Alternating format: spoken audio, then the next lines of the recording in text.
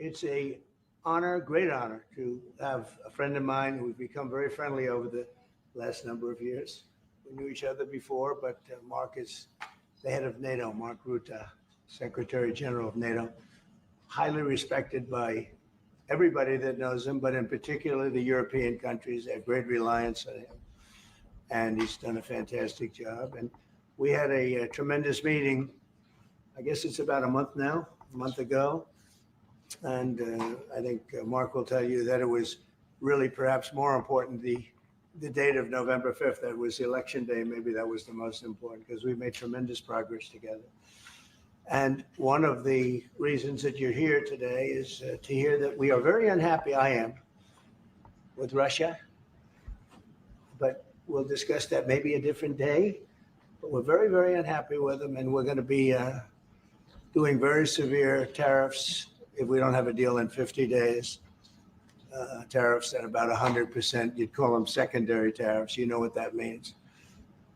But today we're going to talk about something else. And as you know, we've spent $350 billion approximately on this war with Russia and Ukraine, and would like to see it end. It wasn't my war, it was Biden's war. It's not my war. I'm trying to get you out of it.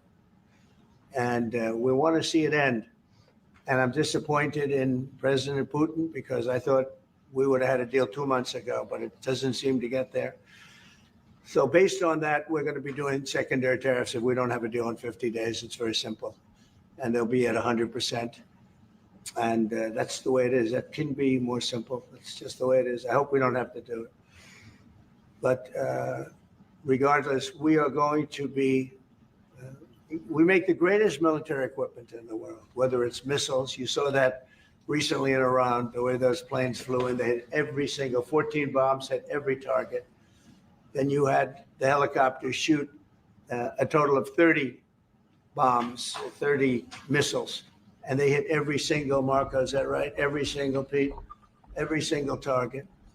And it was, I guess, on a scale of 0 to 10, they say it was about a 15.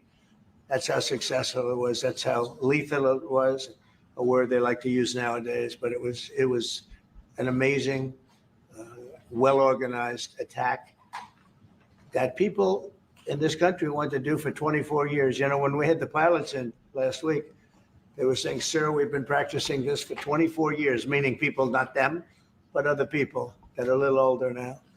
But they too, and you were the one that let us do it. But we've been practicing it 3 to 4 times a year for 22, 24 years, because they always knew they had to stop Iran from doing what they were doing, which is trying to come up with a nuclear weapon, a nuclear bomb. And we did it very successfully. And we make the best equipment, the best missiles, the best of everything. The European nations know that.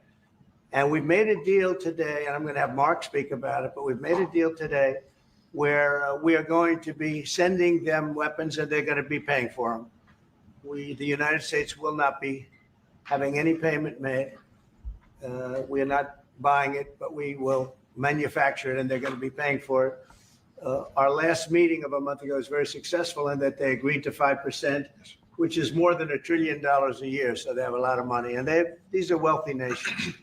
They have a lot of money, and they want to do it. They feel very strongly about it, and we feel strongly about it too. But we're in for a lot of money, and we don't want to do anymore, and we can't.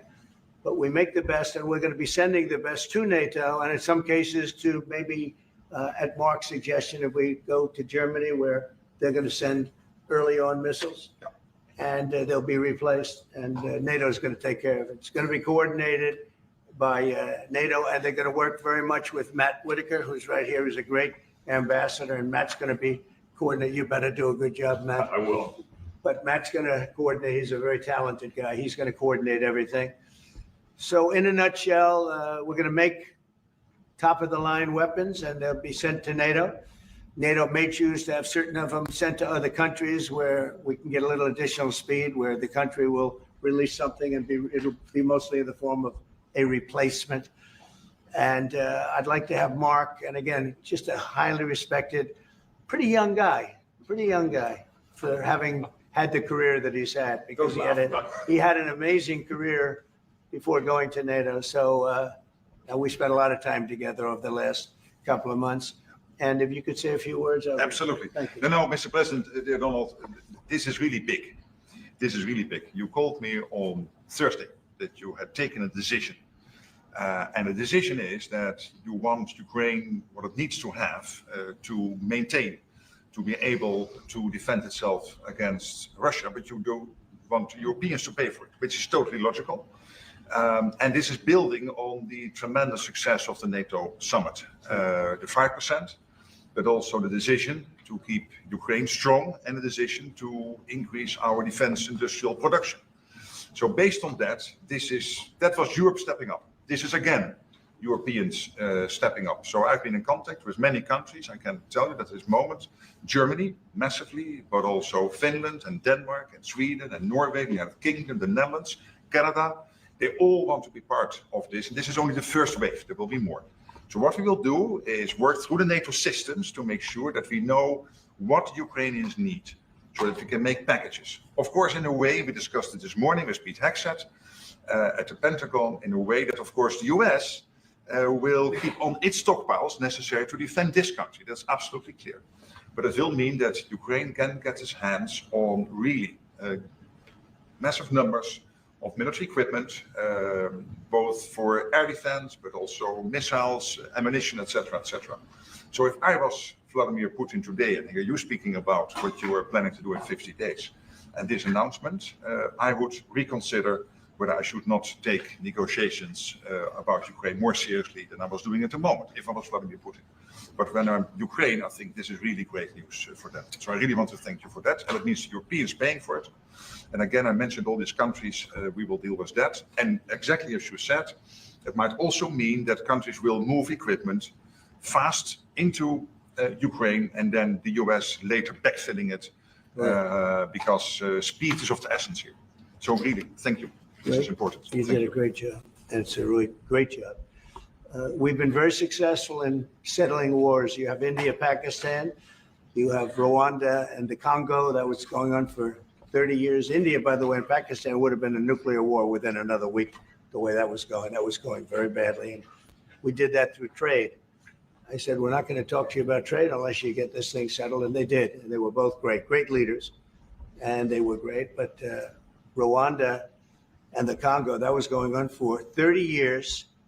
And at least 7 million people killed, and killed with a lot of pretty rough weapons like machetes, heads chopped off, going on for many years. You couldn't even get near the countries. Nobody wanted to get near. It's so frightening. And we got that one solved.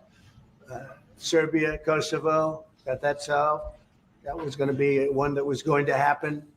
And again, that was something I use. I use trade for a lot of things, but it's great for settling wars. That was really very important. We're working, Marco is working very hard with everybody here on the Strip, the Gaza Strip.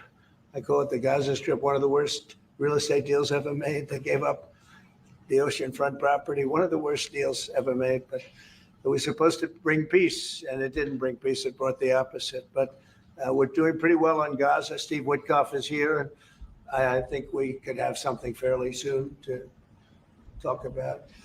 And we solved other one that we just seem to have, Armenia and Azerbaijan. It looks like that's going to come to a conclusion, successful conclusion. We worked on Egypt with our next door neighbor who is a good neighbor. They're friends of mine, but they happened to build a dam which closed up water going into a thing called the Nile. I think if I'm Egypt, I want to have water in the Nile. And we're working on that one. It's a problem, but it's going to get solved. They built one of the biggest dams in the world, a little bit outside of Egypt. You know about that. You've been hearing about that one. And that turned out to be a big problem. I don't know. I think the United States funded the dam. I don't know why they didn't solve the problem before they built the dam. But it's nice when the Nile River has water. It's a very important source of income and life. It's the life of Egypt. And to take that away is pretty incredible. But we think we're going to have that solved very quickly. So we do good. The only one we haven't been able to get to yet is Russia. And I'm not happy. And I will tell you that Ukraine wants to do something. Again, it's a war that should have never started.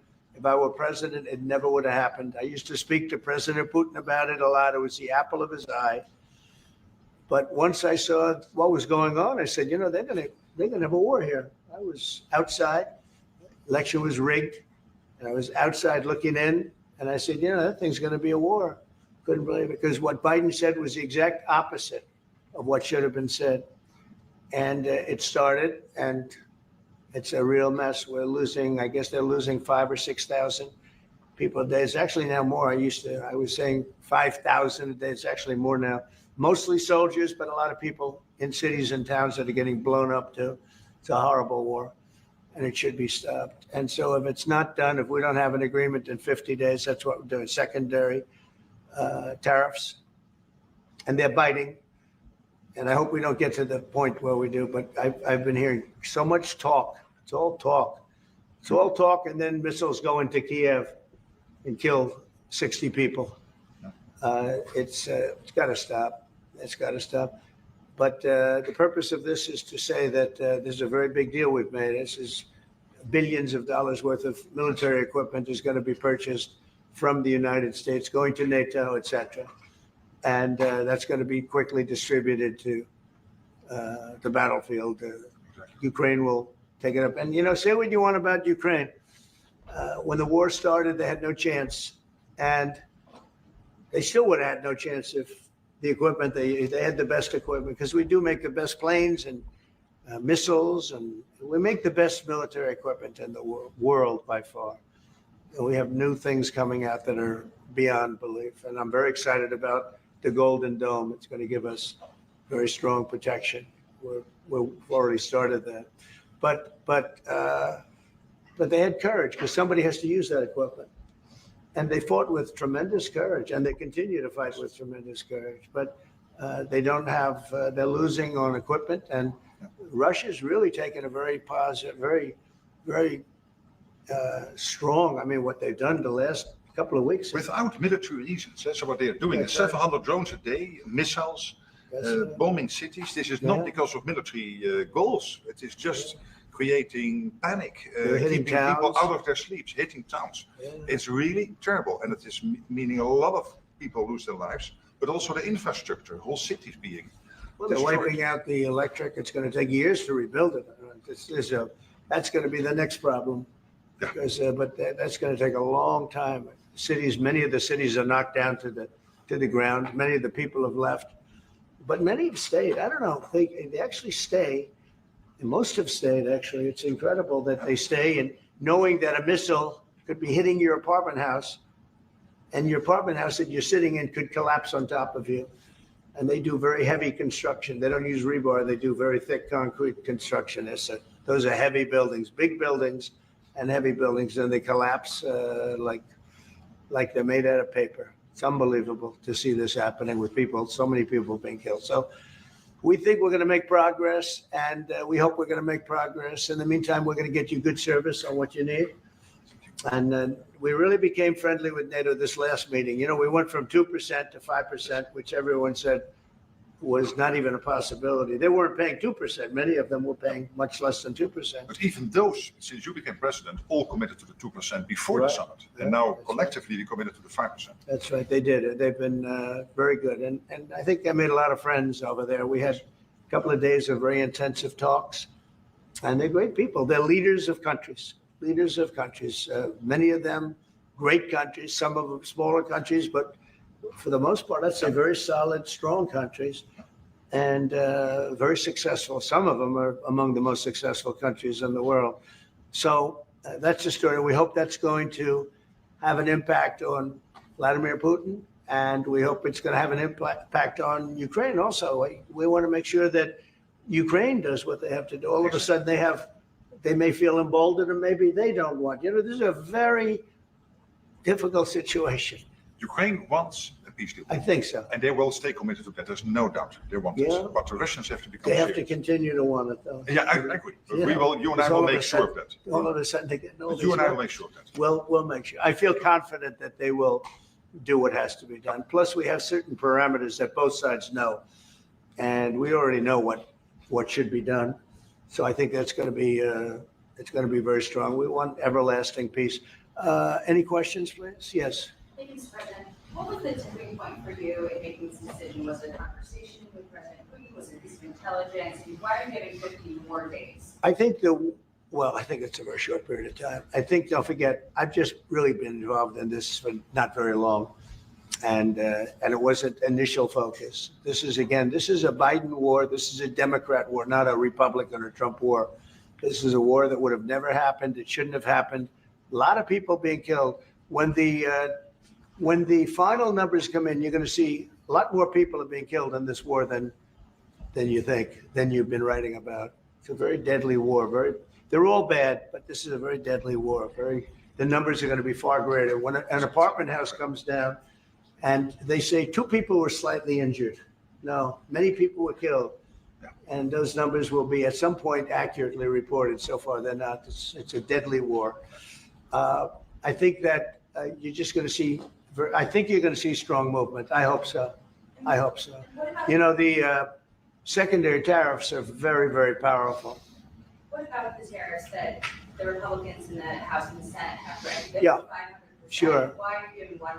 Well, the Republicans are moving very strongly in the Senate, giving us total control of it. But I'm not sure we need it, but it's certainly good that they're doing it.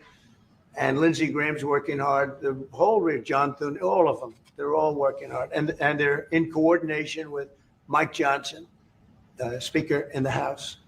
And I think they've actually crafted a pretty good piece of legislation. It's probably going to pass very easily. And that includes Democrats. And there's some little tweaks, but I don't want to say I don't need it because I don't want them to waste their time. It could be very useful. We'll have to see. But we can do secondary. We're probably talking about 100% or something like that. We can do secondary tariffs without the Senate, without the House. But what they're crafting also could be very good. So are you suggesting then that the Congress should move forward with those sanctions, the 500%, and that your 100 would be a separate additional package? Yeah, I mean, the 500 is, sort of meaningless after a while because at a certain point it doesn't matter. It's not going to be, it's 100. 100 is going to serve the same function. But yeah, I have it at 100%.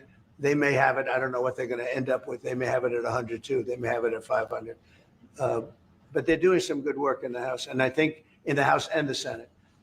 And as you know, they're coordinated, and they can have it done quickly. They said they'll have it as quickly as I need it. So we'll see. We're talking to them. In fact, John Thune's coming over later on to talk. Yeah, he's gonna come over and talk. Isn't your view that Vladimir Putin mischaracterized his dedication? What? Isn't your view that Vladimir Putin Did he misguide us? Did not clarify his intention. Yeah. So Well, and what happens now in the next phase? you're going to see. I mean, we're going to go for a period of time. Maybe he'll start negotiating. And I think I felt, I don't know about you, Mark, but I felt that we had a deal about 4 times. Mm-hmm. And here we are, still talking about. And he didn't send serious people to the negotiations. So I remember that you were able with Marco Rubio and with Steve Witkoff to get these talks going in Istanbul. Yep. I remember I was myself in Turkey for NATO business in May. And we really put pressure on the Ukrainians to send a senior team into Istanbul, and they did. But then the Russians came up with this historian explaining history of Russia since 1250. We thought, and I thought, we should have had a deal done a long time ago. But it just keeps going on and on and on. And every night people are dying. A lot of Russian soldiers are dying, by the way. And a lot of Ukrainian soldiers too. But a lot of Russian soldiers are dying. 100,000 Russian soldiers since 1st of January. Yeah? Since January, 100,000 Russian soldiers dead since January. So if anybody in Moscow is listening to this, again, 100,000 dead Russians since January. This is what President Putin is doing at the moment. Yeah, please. Will these be Patriot missiles specifically or Patriot batteries that you're running? Everything. It's everything. It's Patriots. It's all of them. It's a full complement with the batteries. When do you expect them to arrive? Well, we're going to have some come very soon, within days, actually. Because a couple of the countries that have Patriots are going to swap over and will replace the Patriots with the ones they have. And Matt will coordinate with NATO. But so it's going to be, they're going to start arriving very soon. And this afternoon, Boris Pistorius, the German defense minister, is visiting Pete Hegseth, Secretary of Defense, and we'll discuss also, I think, on this whole Patriot thing. Norway is involved, so that's on the Patriots, but this whole deal is also about missiles, about ammunition, so it's broader than Patriots. We have one country that has 17 Patriots getting ready to be shipped. They're not going to need them for them. So we're going to work a deal where the 17 will go, or a big portion of the 17 will go to the war site. Mr. Mr. President. President. That can be done very quickly. Mr. President. Mr. President, Yeah, please. could this transaction with NATO be viewed as a step towards achieving peace, letting Putin know that now Zelensky has a little bit more powerful tools in his tool chest, and maybe that brings him to the table to achieve peace? I know that you Yeah. want to do that. Brian, that's what we've been saying. I think you might have expressed it better if you wanted to. I'm just That's trying to- exactly what. That was a summary. That was a nice summary. I think he's done better than us. He's a very good guy. I can tell you that. But no, it's well said. Yeah, I think this is a chance at getting peace, or it's just going to be the same thing. And I have to tell you, Europe has a lot of spirit for this war. A lot of people, when I first got involved, I really didn't think they did, but they do. And I saw that a month ago when you were there. Many of you were there. The level of esprit de corps spirit that they have is amazing. They really think it's a very, very important thing to do, or they wouldn't be doing it. Look, they're agreeing to, just they're paying for everything. We're not paying anymore. We have an ocean separating us. I said, we have a problem. We make the best stuff, but we can't keep doing this. And Biden should have done this years ago. He should have done it from the beginning, but he didn't. He didn't know he was there. This guy, what a horrible job they did for this country. And I just hope between the border and this and so many other inflation, what a horrible administration. The worst administration in history, in my opinion. It's not my opinion. I think it's everybody's opinion. But this is something that shouldn't have happened, and we're going to see if we can end it. If I could follow up. I do want to make one statement. Again, I said it before. This is not Trump's war. We're here to try and get it finished and settled and whatever. Because nobody wins with this. This is a loser from every standpoint. But from day This one. was Biden and this was other people. but from- And it's very sad. It's a very sad situation. This gentleman's doing a great job. I think he's going to get it. And Matt and everybody else that's working on it, I think he'll get this thing over with, hopefully. Could I ask you about the- Yeah. Mr. President, you've praised European countries today as standing up for Ukraine as being strong. Will you allow them to continue to negotiate tariffs lower than 30% before August 1st, or is the deal set? What does that mean? You mean you're talking about the tariffs? Oh, you're back on tariffs. You're on a more friendly tariff, right? A little bit more friendly tariff. No, we're going to be talking to people. We have, I watched the show this morning. They were talking about, well, when's he going to make the deal? The deals are already made. The letters are the deals.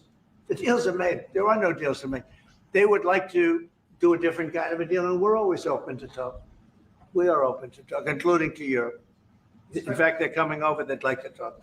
Mr. President, is there any concern about the U.S. stockpiles? There was a pause in delivery of weaponry to Ukraine in order to evaluate apparently U.S. stockpiles. What came out of that? Evaluation. I mean, this was a very big, what we're talking about today is a very, very big day. And what Pete was doing, and me too, I knew what Pete was doing, was evaluation, because we knew this was going to happen. And now we actually announced it. They voted on it. It's all been done. So obviously that has a big impact on, when you say pause, obviously you're not going to be doing things if you don't know what's going to happen here. But we were pretty sure this was going to happen. So we did a little bit of a pause. But this is a very big event today. This is something very big. If the war escalates further, how far are you willing to go in response?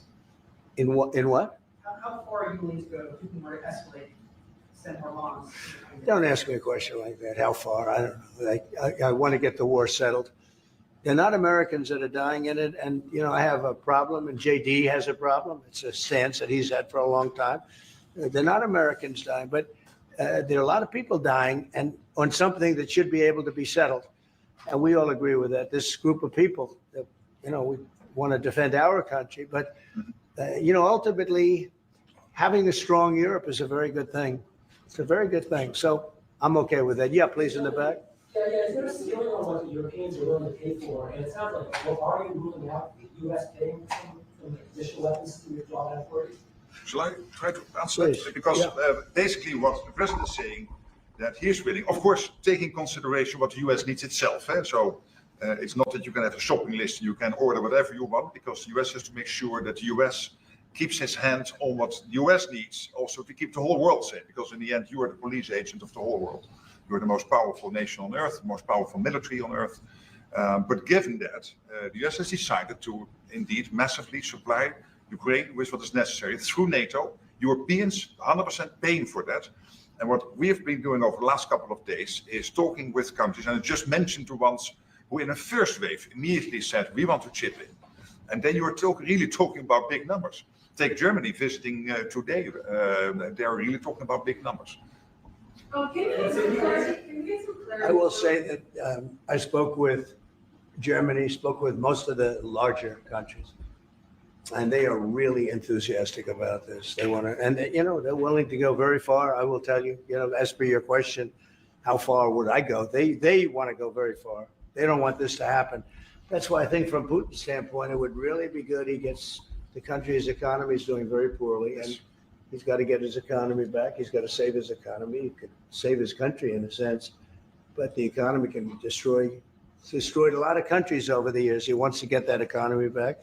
And, you know, he's got a great country for trading and other things. If they could use the assets instead of war, he's got some tremendous potential. That's what I would say. How did you deliver this news to Putin, sir?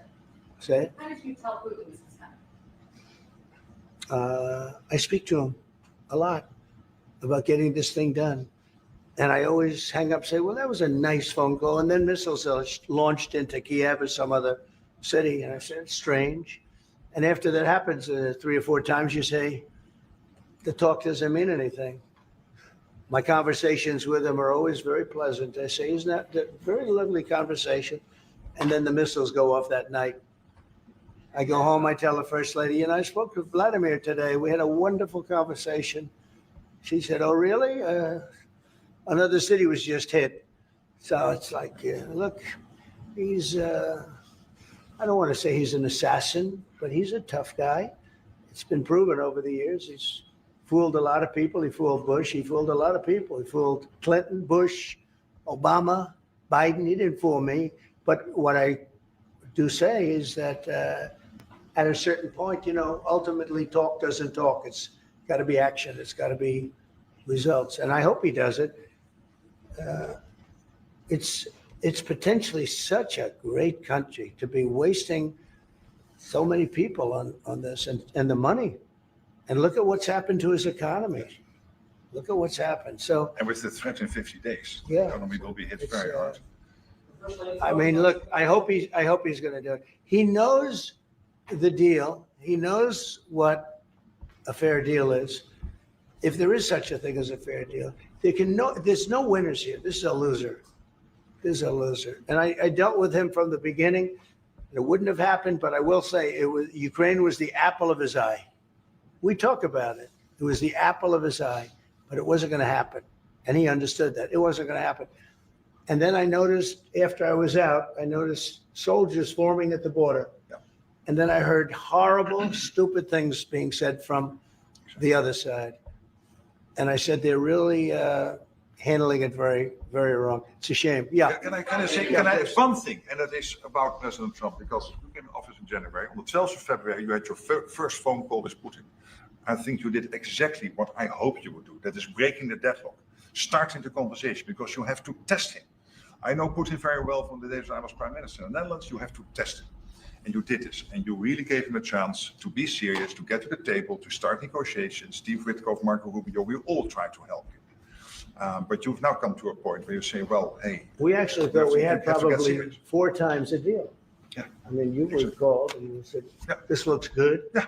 And then the deal wouldn't happen because bombs would be thrown out that night and you'd say, we're not making any deals. It was like, but it's you very, breaking the deadlock was crucial because you had to start that process. You were the only one who was able to do that. I think we'll get it done. Do you think he's reasonable enough to negotiate? Yeah, I think we're going to get it done. I think, look, this is a very powerful situation. You have very wealthy countries buying the best equipment in the world. And we have the best equipment in the world. We make equipment like no other. You know, our submarines, nuclear submarines are so powerful. They're most powerful weapon ever built. And we have the best in the world by, they're 20 years behind, 25 years behind us. We have the greatest equipment anywhere in the world. I just hope we don't have to use it. Yeah, please. Thank you, Mr. President. On a separate topic here, President Biden, of all people, spoke to the New York Times over the weekend. He did not speak to them on record during his time in office at all, but spoke to them recently. And he defended his use of the AutoPen, said that he signed off on every decision. But at the same time, the Times reports that he did not individually approve each name for the categorical pardons that applies to large numbers of people. What are your take on that? Any new revelations from? Well, I mean, you're talking about the AutoPen. Look, the AutoPen, I think, is maybe one of the biggest scandals that we've had in 50 to 100 years. This is a tremendous scandal. And I know the people on the other side of the, oh, see that desk, that Resolute desk? Unfortunately, he used it before me. But, you know, we have our choice of 7 desks. They're all beautiful, but I chose the Resolute, and so did he, unfortunately. But the people on the other side of the Resolute desk, I know them. Lisa, the whole group, and they're no good. They're sick people. And I guarantee he knew nothing about what he was signing. I guarantee it. So they're going to figure it out, and we'll see what happens. But to me, the AutoPen, you know, you elected president. You know what the AutoPen is supposed to do? Sign thousands of letters from young people that write. We get thousands of letters a week, Susie, right? Thousands. I mean, tens of thousands sometimes. I look at a room, there's a room where we have many, many people working, responding and sending letters back. That's what an AutoPen's supposed to be, to write to a young 7-year-old boy that writes to the president and he wants to be president someday and he loves America. That's what the AutoPen's supposed to be. It's not supposed to be for signing major legislation and all of the things. No, the AutoPen, and I doubt he knew. I doubt they even spoke to him about it. I think they had, it's called a freewheeling AutoPen. Like Biden was never for open borders. Biden was never for transgender for everyone. So I don't think I think the radical left people that took over the White House. And if I didn't win, our country was finished. You know, when I was in, and I said this a couple of times, I hope I don't bore you with it, but when I was in Saudi Arabia, I was in Qatar, I was in UAE, and then I met with all of your leaders, Yes. including you, a great leader. He's now the leader of many countries, not just No. But I met with a lot of leaders over the last 2 months in the Middle East and all of the NATO countries. And I will tell you, they had one common phrase. They thought America was dead 1 year ago. And today they say, and they all say it, and I hope you'll back me up in this, but they say now it's the hottest country anywhere in the world. It is. Look at our numbers. Look at the numbers we made. You see, we made 25 billion last month. We didn't make that for years. The tariffs are kicking in. The economy is very strong, even though we have a Fed person who's terrible. He doesn't know what the hell he's doing, but that's all right. We blow through interest rates. We're doing so well, we blow through it. Be nice because people would be able to buy housing a lot easier. But think of it. We thought your country was dead. And they were dealing with China because they were really going to China, but not anymore. But we thought your country was dead, and now you have the hottest country anywhere in the world. So we've done a really good job, and it's an honor to have this man. This man is a star, and he's going to be dealing with another one of my stars, Matt, and you're going to do a great job, Matt Whitaker, okay? Thank you very much, everybody. Thank you, Brian. Thank you.